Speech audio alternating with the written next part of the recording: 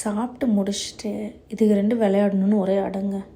சரின்னு நாங்கள் பாட்டுக்கு வாக்கிங் போகலான்னு போயாச்சு. பக்கத்தில் இருக்கிற பார்க்லேயே விளையாட விட்டாச்சு. நீங்கள் என்ன நினச்சிங்க? மத்தியானம் சாப்பிட்டுட்டு வாக்கிங் வராங்கன்னு தான் நினச்சிங்க? அதுதான் கிடையாது. இங்கே நைட்டு 9 மணி. டின்னர் முடிச்சுட்டு தூங்குறதுக்கு முன்னாடி சரி கொஞ்சம் நேரம் விளையாட வச்சா சீக்கிரம் தூங்கிடுவாங்கன்னு கூட்டிகிட்டு வந்தோம். எங்கள் அப்பார்ட்மெண்ட்டுக்கு பக்கத்தில் இருக்கிற பார்க்குக்கே கூட்டிகிட்டு வந்துட்டோம். வந்தோன்னே அங்கே ஆல்ரெடி இங்கே எல்லாம் விளையாடிட்டு இருந்தாங்க. அதுகளோட சேர்ந்து இதுவும் விளையாடிட்டு இருந்தது. கொஞ்சம் நேரம் விளையாடிட்டு அப்புறம் இங்கே வெறும் ஊஞ்சல் மட்டும்தான் இருக்குது. பெருசாக அந்த ஸ்விங்கு அந்த க்ரீன் பார்க் மாதிரிலாம் இல்லை.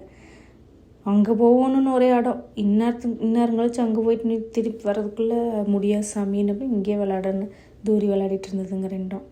பாப்பா விளையாடி முடிச்சுட்டு இன்னொரு பையன் உட்காந்துருக்குறான்னு இவனுக்கு தள்ளி விட்டுருந்தா.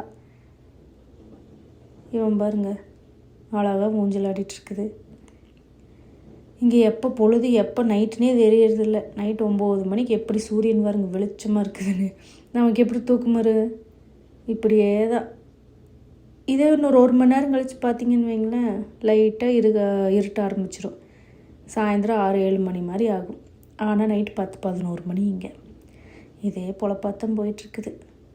பரவாயில்ல, சம்மருங்கிறதுனால என்ஜாய் பண்ணிக்க வேண்டியதான். எப்பவும் போல் விளையாடி முடிச்சுட்டு வீட்டுக்கு வரக்கு மனசே இல்லாமல் அழுதுகிட்டே வந்தான், பொக்குன்னே வந்தான். பிடிச்சிருந்தா ஒரு லைக் அண்ட் ஃபாலோ. தேங்க்யூ.